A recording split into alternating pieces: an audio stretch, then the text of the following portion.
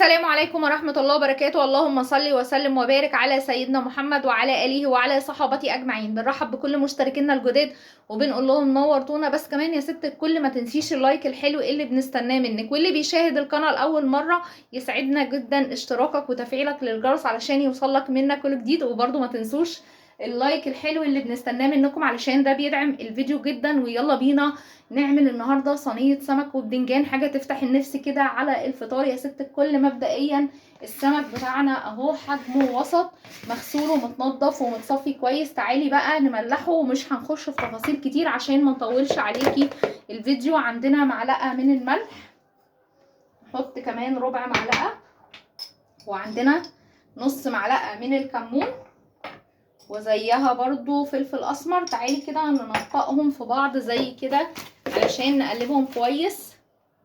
كمان قلنا طالما هنعمل صينيه سمك بالخل والثوم، ودي من احب الانواع السمك الى قلبي، حاجه كده بتفتح النفس يا جماعه، والله لازم تجربوا الطريقه. قلت لازم اجيب معاها بدنجان، فجبت كده نص بدنجان وشويه فلفل حار على كوبي. ويلا بينا.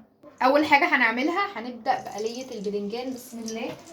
سمك بالخل والثوم يعني ولا هشقق السمكية ولا هحشي قلبها، الشغل كله في التتبيلة اللي بتتحط على السمك بعد ما بيتقلى. نقلي بقى كده البدنجان، نقلب البدنجان. انا ما بحبش البدنجان يبقى لونه غامق قوي، بالنسبة لي كده حلو. كمان زودت عليه في القلية، بحبه كده يبقى لونه فاتح علشان يبقى له طعم كده، تلاقي البدنجانية مسكرة، لكن لما بتحمريها زيادة عن اللزوم بيبقى طعمها مش حلو.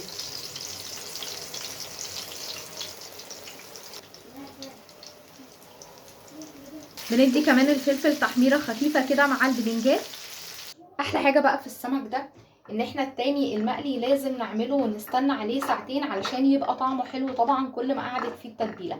لكن ده ممكن تعمليه وبعد نص ساعه تقليه، لان كل طبعا الشغل بتاعه في التتبيله اللي هتتحط لسه عليه، مش في التتبيله اللي اتبلت بيه دلوقتي. ننطر بقى كده السمكيه من الدقيق، نفضها من الدقيق الزايد. احنا خلصنا طبعا قلية البدنجان، يلا وراها على نفس الزيت كده هننزل بالسمك بتاعنا.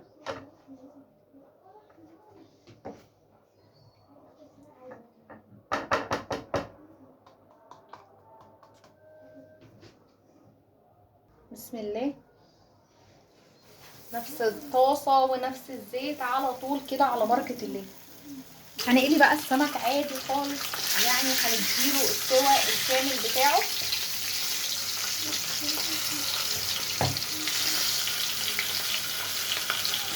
اي سمك طبعا بنقليه بنعمل كده.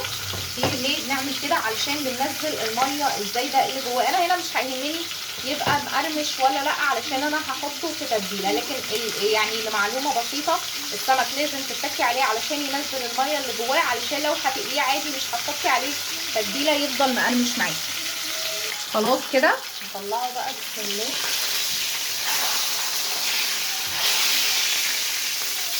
انا بقى على الصينيه اللي هحط فيها الاكل هطلعه عليها، مش هطلعه على طبق.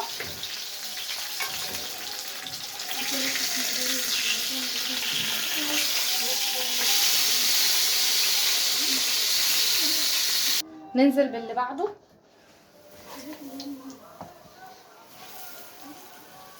بعد بقى ما قلينا السمك كده والبدنجان زي ما انتي شايفه، حطيناهم كلهم في صينيه واحده علشان طبعا لقيت الاولانيه مش هتكفي الحاجه كلها فنقلتها. عندي هنا بقى كده حوالي 7 فصوص من الثوم. الصيني هو بيحب شويه ثوم زياده، يعني انا مرضتش اعمل نص راس، فاستكفيت طبعا بال7 فصوص، مش كبار قوي يعني وسط كده. خلاص التومه بقت دهبي، وطيت النار على اخرها، وهنزل بربع كوبايه خل من الجنب كده. بسم الله، عشان ما تعملش حاجه لازم النار تكون واطيه، عشان الخل لما ينزل على التومه ما يعملش حاجه لا قدر الله. خلاص نص معلقه فلفل اسمر، ونص معلقه كمون، شويه بهار سمك، كمان شويه ملح صغيرين كده ربع المعلقه علشان السمك يكون متملح كويس. نسيبها تغلي كده اقل من دقيقه وبعدين نطفي عليها النار. بصي الجمال، هنا بقى ولا تقولي لي رز ولا تقولي لي سلطه ولا اي حاجه، انا والله باكلها كده بسم الله بشويه عيش جنبها. وبصي بتبقى طعمها كده حاجه تفتح النفس، ولا بعمل رز ولا بعمل سلطه، شويه عيش بلدي كده يا ست الكل وهي الصينيه تفتح النفس لوحدها. نتمنى لو القناه عجبتكم ما تنساش الاشتراك فيها وتفعيل الجرس ليوصلك منا كل جديد، واوعي تنسي اللايك الحلو اللي بنستناه منك. الصينيه بجد خطيره وسهله وبسيطه وما اخدتش مننا وقت، وتفعيلك للجرس علشان يوصلك منا كل جديد. والسلام عليكم ورحمة الله وبركاته.